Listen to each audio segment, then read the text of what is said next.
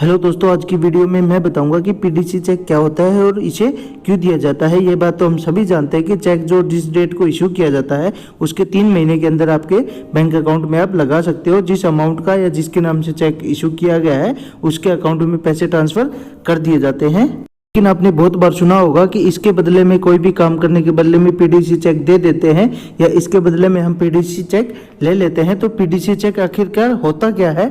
दोस्तों, PDC check होता है पोस्ट डेटेड चेक, यानी जो चेक उस समय पर दिया जाता है जिस पर जो आने वाली डेट होती है वो लिखी जाती है, ना कि करंट डेट उस पर लिखी जाती है।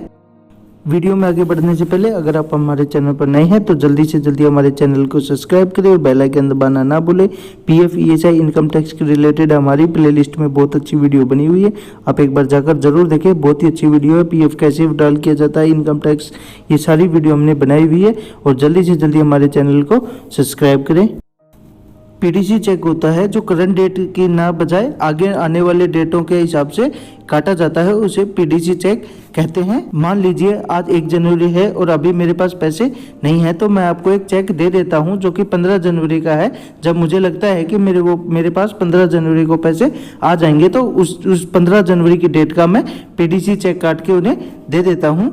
जैसे ही आपकी जो चेक की डेट आ जाएगी 15 दिन के बाद की, आप 15 दिन बाद बैंक में चेक लगाइए और अपना जो कैश है या बैंक में जो अमाउंट है वो आप विड्रॉल कर सकते हैं। अब सवाल आता है कि पीडीसी चेक जो होता है वो क्या होता है, कि जब पैसे तो हमें मिलते नहीं उसी टाइम तुरंत, तो पीडीसी चेक देने का फायदा क्या है? बड़े फायदे ये, मान लीजिए आप बहुत दूर से आए हैं और आपने जो चेक दे नहीं पा रहे हैं क्योंकि आपके पास जो अकाउंट में पैसे नहीं है उस टाइम, तो मैंने आपको 15 दिन का वादा किया है। 15 दिन के बाद आपको पैसा लेने के लिए दोबारा आना नहीं पड़ेगा। इसी कंडीशन में या इसी स्थिति में आपको एक पीडीसी चेक इशू कर दिया जाता है जिसके जो डेट होती है वो 15 दिन के बाद की डाल दी जाती है। जैसे ही अकाउंट में पैसे आ जाएंगे आपको 15 दिन के बाद आप चेक डिपॉजिट करवा सकते हो, आपके अकाउंट में पैसे ट्रांसफर हो जाएंगे। इसी के साथ साथ ये तो एक पहली कंडीशन हो गई। इसी के साथ एक सिक्योरिटी पर्पज के लिए भी आपको ये जो पीडीसी चेक है ये चेक आपसे मांग लिए जाते हैं। इसके अलावा क्या होता है, कोई भी सामान्य सर्विस जो कि आपको क्रेडिट पर मिलती है, क्रेडिट यानी उधारी पर मिलती है, अगर आप कोई भी काम या कोई भी सर्विस दी है या प्रोडक्शन रिलेटेड कोई भी काम किया है जिसका पैसा आपको 15 दिन के बाद मिलना है या 1 महीने के बाद मिलना है, तो इसी में कंडीशन में जो गारंटी के रूप में आपको एक जो सर्विस काम किया है उसके रूप में आपको एक पीडीसी चेक जो होती है वो दे दिया जाता है। जो चेक आप लेते हो वही एक सिक्योरिटी या गारंटी के रूप में आपके साथ काम करता है। अब आप सोचिए कि पीडीसी चेक गारंटी के रूप में कैसे काम करता है, तो मैं एग्जाम्पल के रूप में आपको समझाता हूँ। मान लीजिए मैंने आपको 15 दिन का चेक इशू कर दिया, उसके बाद सिक्योरिटी प्रोवाइड करवा दी, उसके बाद मैंने 15 दिन के बाद काम भी करवा लिया और मैं आपको पैसा देना नहीं चाहता और जो चेक है उसकी डेट भी आपके पास आ रही है, नज़दीक आ रही है, तो आप उस टाइम उस चेक को बैंक में डिपॉजिट कर दीजिए या बैंक में डाल दीजिए। जैसे ही वो चेक आप बैंक में डालेंगे आपका जो बैलेंस ना होने के कारण चेक बाउंस हो जाएगा।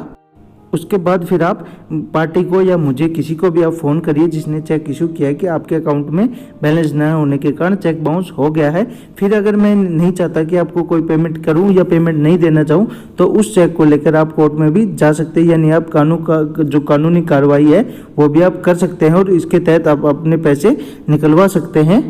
मैं आपको चेक इशू कर दिया और इसके बाद भी चेक बाउंस होने के बाद मेरे हाथ में पैसे नहीं आए तो यह एक लीगल केस बन जाता है। इसके बाद मुझे आपको पैसे देने ही पड़ेंगे, आप किसी भी हालत में उनके पैसे नहीं रख सकते। इसका मतलब यह है कि पीडीसी चेक जो है वो एक सिक्योरिटी के रूप में भी काम करता है।